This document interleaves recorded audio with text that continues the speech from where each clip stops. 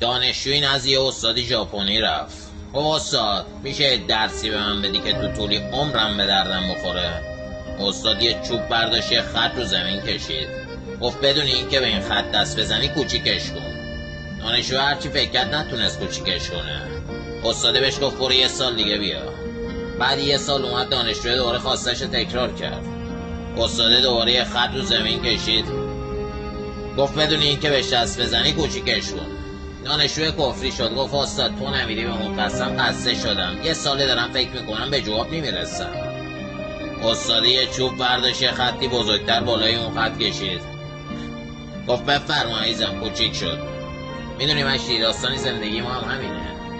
باز خاطر این که بخوایم بزرگ بشیم نباس دست به اندازه بقیه بزنیم، نباس یکی دیگر رو کوچیک کنیم. اخلصی کلوم مشتی، عزتت زیاد باشه.